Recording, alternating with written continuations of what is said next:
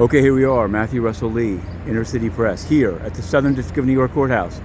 We're covering a number of cases, and we'll be heading to Brooklyn this afternoon. But this morning we covered the case of Tatneft versus Ukraine, or Ukraine versus Tatneft, actually.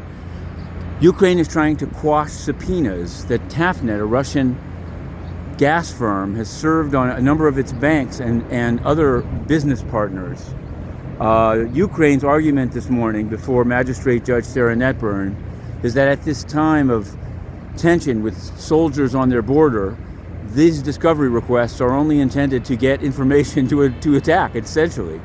They're trying to quash it, but it's not working. They have some filings due, and they're trying some mediation in the Second Circuit. But eventually, Ukraine owes $173 million. To not pay it, they're rolling the dice on discovery. We're covering it, Inner City Press. We wrote a story on Inner City Press. You can find more on Patreon. And we're going to continue to cover that case because we also cover the United Nations. Even though the corrupt Secretary General, Antonio Guterres, has had Inner City Press banned, it's easy enough to cover it. I mean, there's very little going on there except paid journalists wandering around in circles, COVID-infected ambassadors boning out, no one answering any questions, peacekeepers sent to Africa committing rapes, information covered up. But I will tell you that Guterres, it's not just that he's not going to save the day in Ukraine. He's effectively, his incompetence verges on the criminal.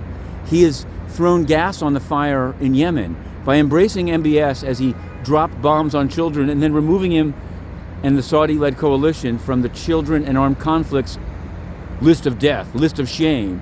He essentially gave the green light to the slaughter of children, just as he sends peacekeepers to Africa to rape children and then covers it up. He won't answer any press questions, and he bans the press that asks about his failures and connections to bribers and pedophiles like Ghislaine Maxwell. But I digress. We're pursuing the Ghislaine Maxwell case here. We're pursuing the Eng case in Brooklyn, and more to follow. Watch this feed, Inner City Press.